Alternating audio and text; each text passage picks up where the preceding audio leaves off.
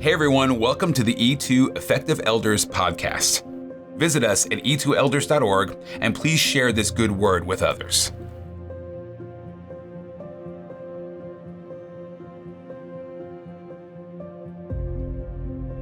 Hey friends, how grateful we are that you are with us once again in our E2 podcast, and our thanks to CDF Capital for making this possible. We are so grateful for their partnership. You know, all of 2022 has this target of a good word. All year long, we are looking at a good word because so many people are hearing one piece of bad news after another. We want to deliberately bring a good word every month, all year long. January, our good word was the word surrender.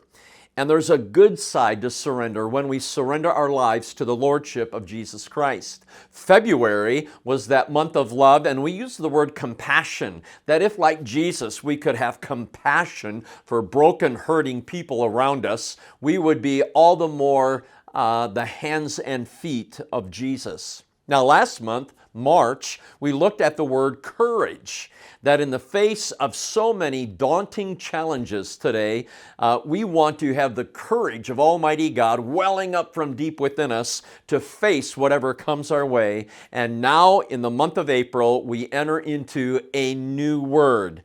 Before I share that word with you, think with me for a moment about the world. Look around the world. All we have to do is see what's happening in Ukraine with all of the massive destruction of property, but even more so, the destruction of one life after another. Ukraine, followed by what's happening in China, what's happening globally with regard to COVID, now in excess of 6 million people having died globally to that pandemic. You know, we could look at one crisis after another globally, just looking around, and we would be able to see that people are looking for hope. And not only looking around the world, but look across America. Record inflation, the likes of which we've not seen in 4 decades. People out on the West Coast paying $7 a gallon for diesel fuel. Looking at the extent of a grocery bill increasing all the more, and life is becoming a challenge. When we stop and think about the constant division that exists between political parties, when we think about the tension that exists between different ethnicities here in our country, all we have to do is look across the country and see that there are broken people looking for hope.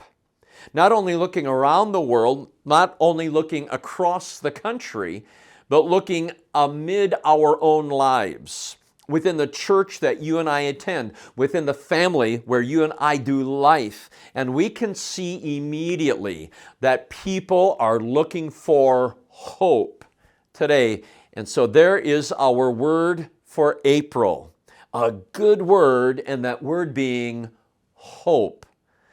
You know, if you and I were to do a search in our Bibles for the word hope, we would discover that from the beginning in Genesis all the way through Revelation, the word hope appears hundreds of times. It's a very common word. For example, when you and I look at the story of Job, in Job 13, verse 15, Job says, "Though he slay me, yet I will hope in him." Job, with a broken life, one where all 10 of his children were killed, and who knows, perhaps their spouses as well as grandchildren died in that great catastrophe. Why? Because they were meeting at the eldest son's home. If they're meeting at the eldest son's home, that means he's not living at home with dad. He's out on his own, and it may be that there were others in that home when it collapsed, and more than Job's 10 children died. And he lost all of his wealth just in an instant on the same day. So this man, he says, "Though he slay me, yet I will put my hope in him." Job, in the midst of his suffering, turned to and anchored his hope in God. We look at Isaiah chapter 40, verse 31, and Isaiah the prophet speaking about a broken people, the Israelites. Isaiah says, but those who hope in the Lord will renew their strength. They will soar on wings like eagles, run and not grow weary, walk and not be faint. And so here we have people who anchor their hope in the Lord. They're going to suddenly be restored to strength as well as resolve and resilience. And then we've got a prophet in the Old Testament by the name of Jeremiah. In Jeremiah chapter 29, verse 11, he says, speaking on behalf of God, he says, "For I know the plans I have for you, declares the Lord, plans to prosper you, not to harm you, plans to give you hope and a future." God tells His people, though they are so broken, He is going to give them hope and a future. And you and I need to understand something. God does not change. We read in Malachi chapter 3 where God makes a statement in verse 6, "I, the Lord, do not change." Jesus in Hebrews 13 verse 8, Jesus is the same yesterday, today, and forever. So you and I can still anchor our hope in God. People are looking for hope today. Now, what I'd like to do is take a very quick look at a text, a story, and that story is found in Acts. We're going to be in Acts chapter 27, and we're going to pick up the story in verse 9, and it goes all the way through the end of the chapter. This is where Paul is caught in a storm. Paul the Apostle is caught in a storm, and it's always important to understand the context of a passage before we get into its content. So Paul has been arrested and he's been held incarcerated for quite some time. He has stood before more than one king presenting his case. And in his last conversation with a king, he makes a statement, "I appeal to Caesar." And Paul, having dual citizenship, he's not only a Jew, but he's a Roman citizen because he makes this appeal to Rome, to Caesar, to Rome. Now Paul goes to stand trial before Caesar, and he's being transported on a ship. And what we're going to see here in Acts 27 is that Paul is en route on a ship to Rome. Now, I'm going to just tell the story. You can follow along there in the scriptures. What we discover, if you take a look in verse 13 and following, Paul is on this ship and they have set sail. And very quickly, a wind of hurricane force called a northeaster swept down from the island, and it caught that ship in a storm. So that storm was all of a sudden. It was a sudden storm. And it was without warning. Paul and the people on that ship did not have any forewarning. They didn't have a Doppler radar system on which to depend. They didn't have a weather app on their phone that they could open. All of a sudden, without warning, here came this storm. And then we read a little bit further in the account as to the actions that they took. They threw the ship's cargo overboard. They put ropes underneath the ship to hold it together. It even says that as the storm raged, they took the ship's tackle and they threw it overboard with their own hands. Now, tackle, I grew up in Michigan, in Muskegon, Michigan, right on Lake Michigan. So I'm familiar with the tackle of a sailboat. That's the rigging, that's the sail, that's the cabling, that's the rope. They put all of that into the raging sea around them, and all of those actions would tell us that it was a very serious storm, a very serious storm. And it threatened their lives. It's raging for days. As a matter of fact, at one point in the account, we read that it raged for 14 days. It reads in the text, when the sun or the stars, neither of them appeared for 14 days. Now just think about that. You're in the midst of this storm. The water is crashing over the side of that boat. Paul and the crew, they are nauseous from this ship bobbing in the raging water of the Aegean Sea. And it's dark constantly, and the rain is pelting them, and the wind is howling. It is so serious that they lose heart. As a matter of fact, it says in the text, we gave up all hope of being saved. There's that word hope again. We gave up all hope of being saved. Now, something that we want to stop and understand here just for a moment is that this storm was completely avoidable. It was completely avoidable.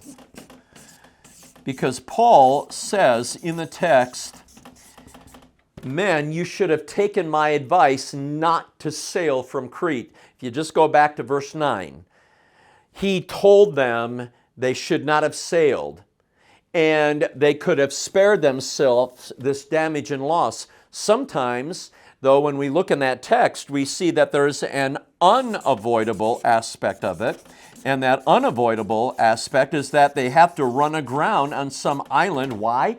Everybody's going to live. Nobody's going to die. Paul has got to stand trial in Rome before Caesar. There is a spiritual purpose behind this ship eventually, or the people on that ship living. So there's an avoidable aspect to all of this damage and loss, yet there's this also unavoidable aspect in that Paul has got to get to Rome. Now, here's something that stands out very powerfully in the text, very, very powerfully in the text, and that is this. Paul stands up and he makes a declaration. Now just picture this. He would have to be shouting, trying to be heard over the howling of the wind and the crashing of the water. And he says, men, he tells them to have courage. He says, I have faith in God, just as he told me. See, an angel appeared to Paul, and the angel says to Paul, you are going to live, and everybody with you. And so Paul then takes that good news and he says, I have faith in God. He had an anchored faith in God, not in the ropes that went under the ship, not in the captain, the pilot of the ship. He didn't have faith in God in the lifeboat that was on the ship. He says, I have faith in God that it will happen just as he told me. He had this anchored faith. And just keep in mind now, he's speaking to the Roman authorities on that ship, the Roman soldiers, the centurion who's in charge of the prisoners on that ship. Paul could have kept all that news to himself. He could have let them live in fear of their very lives. He could have thought that they were going to go down for the count and drown in that raging water, but he didn't. So what he did, he had what I call an active faith, trying to give hope away, trying to give hope away. So here it is. Stop and think with me just for a moment. This looks like our lives. Whether we're talking about looking around the world, looking across the country, looking amid our own lives, we are suddenly thrown into a serious storm of life. Maybe it's that test result. We're not feeling well and we get test results and we have cancer. Maybe we go to work on a Monday and we find out we're not going to be working by Friday at the end of the week. The work is coming to an end. Maybe there's trouble at home in a marriage or trouble at home with a growing child. But storms suddenly come and they can be very serious in nature. Sometimes they are avoidable. We brought it on ourselves.